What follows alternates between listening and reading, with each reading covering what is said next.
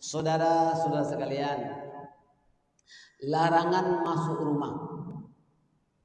Apabila hendak berkunjung ke suatu rumah, baiklah terlebih dahulu meminta izin kepada tuan rumah. Apabila telah sampai di depan pintu rumahnya, hendaklah memberi salam kepada penghuninya dan jangan masuk sehingga tuan rumah itu mengizinkan masuk. Jadi, kalau kita datang ke rumah orang, walaupun telah meminta izin kedatangannya, kita kena bersalam assalamualaikum dan jangan langsung masuk. Tunggu tuan rumah mempersilakan masuk, baru boleh masuk. Kenapa? Mungkin tuan rumah itu perlu memakai tudung bagi perempuannya, ataupun mungkin perlu kemas-kemas di rumah itu ada pakaian yang berselera, misalnya di kursi ataupun di meja. Barulah tuan rumah itu mempersilakan masuk, baru Anda boleh masuk. Jadi saudara-saudara sekalian, etika masuk ke rumah orang itu hendaklah bersalam, jangan langsung masuk. Tunggu dulu tuan rumah itu mempersilakan masuk, baru boleh masuk. Itu peraturannya. Ini telah diterangkan di dalam surah An-Nur ayat ke-27. A'udzu billahi minasyaitonir rajim.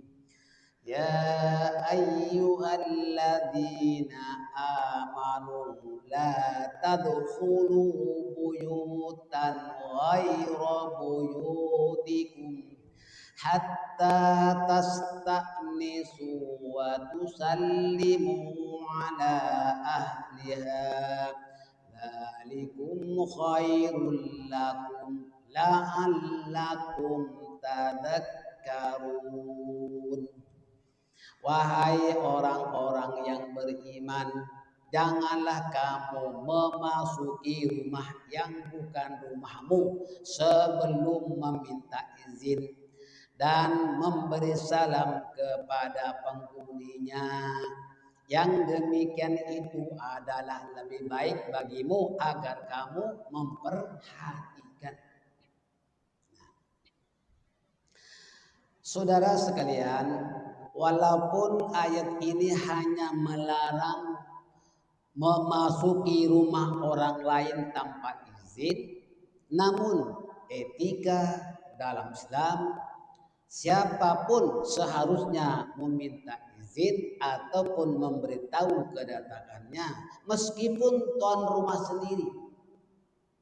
Malah suami istri sebaiknya saling memberitahu kedatangannya agar dapat menyambutnya. Apalagi tetamu. Sedangkan kita sebagai orang rumah sana, maka kita memberitahu. Apalagi sekarang sudah ada banyak kemudahan, kita telepon bahwa bilang sama istrinya kalau istrinya kebetulan ada di rumah, abang akan balik sebentar lagi, mungkin kurang dalam 15 menit misalnya. Tahu kenapa? Tujuannya supaya istrinya itu bersiap-siap. Mungkin sebelum petang istrinya menyiapkan minuman ataupun kue yang disukai oleh suaminya dan bentang saja dahnya supaya suaminya senang karena mungkin belum sembahyang asar, maka pastikan juga dalam bilik air ada tuale, ada apa lagi, ada sabun supaya suami itu senang mendirikan sholat asar. Setelah itu barulah suaminya makan yang disediakan oleh istrinya. Ataupun satu ketika suaminya balik lambat, memberitahu juga kepada istrinya bahwa abangnya saya akan pergi ke NTUC. Mungkin suaminya dapat gajian, mungkin suaminya dapat bonus misalnya, sehingga ke NTUC. Maka telepon istrinya, takut-takut ada barang yang perlu dipesan, mungkin pesan roti, pesan susu dan sebagainya. Nah, itu apabila suaminya masuk ke rumahnya nak masuk ke rumahnya, assalamualaikum dulu, dan kita buka pintunya. Apa yang dipegang oleh suaminya itu kena ambil, dan jangan tengok kaki, tengok muka dia. Oh, suami aku benar, ya kan? Maka istrinya perlu mengambil apa yang dibawa oleh suaminya. Suaminya senang hati kalau disambut oleh istrinya. Begitu juga istri, kalau misalnya istri itu akan keluar, kena bilang kepada suaminya, maaf bang, saya keluar bersama adik saya, misalnya memberitahu kepada suaminya bahwa dia, maka siapkan dulu apa-apa yang perlu disiapkan. Suaminya pulang, dia tahu bahwa di rumah tak ada rumah, tak ada siapapun, maka kita kena membaca salam, assalamualaikum wa ala ibadillah sholihin, masuk. Itu diantaranya yang etika dalam memberi salam dan dalam keluarga. Saudara-saudara sekalian, saya ingatkan, kalau rumah tangga itu sudah mesra misalnya, artinya saling bantu membantu, saling hormat menghormati, maka akan kekal rumah tangganya. Insya Allah. Tuan dan puan sekalian, ada 4 resepi untuk mewujudkan rumah tangga sakinah, mawaddah, warahmah. Kan ada dalam surah Ar-Rum ayat ke-21 berkenaan tentang kedudukan rumah tangga, tujuan rumah tangga itu. Resepi untuk mewujudkan sakinah, mawaddah, warahmah itu ada 4. Jamaah kalau boleh tulis. 1, taat setia. Yang kedua, sehati sejiwa. Yang ketiga, seia sekata. Dan yang keempat, searah dan setujuan. Saya ulang kembali Bu ya, pasti ingat ya. Kalau ini diamalkan dalam rumah tangga, insya Allah Anda akan bersama suami istri dimasukkan ke surga dengan dihibur. Udkhulul jannah, masuklah kamu ke dalam surga, antum wa azwajukum tuhbarun, kamu dan istrimu akan dimasukkan ke surga dengan dihibur. Surah Az-Zukhruf ayat ke-70 itu Anda lihat. Jadi yang pertama apa tadi? Taat setia. Yang kedua, sehati sejiwa. Yang ketiga, seia sekata. Dan yang keempat, searah dan setujuan. Kalau ini diamalkan, insya Allah rumah tangga itu akan kekal hingga ke jannah. Saudara sekalian,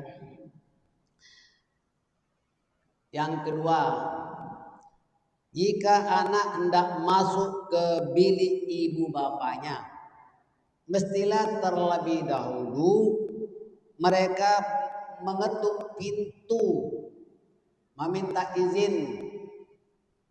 Begitu juga ayah dan atau ibu mau masuk ke bilik putrinya yang telah balik, harus mengetuk pintu terlebih dahulu. Itu etika peraturan dalam Islam.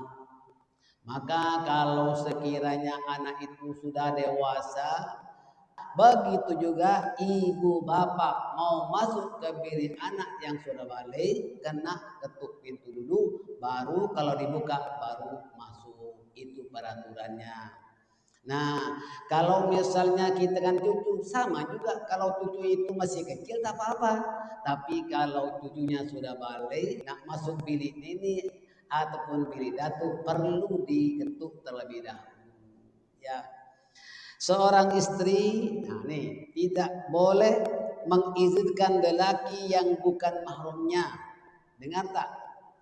Saya ulang kembali. seorang istri tidak boleh mengizinkan lelaki bukan mahramnya masuk ke rumah jika suaminya tiada di rumah. Ya, tapi kalau mahramnya seperti ibu bapaknya, ya tentulah kena buka, walaupun mak bapak tak memberitahu dulu.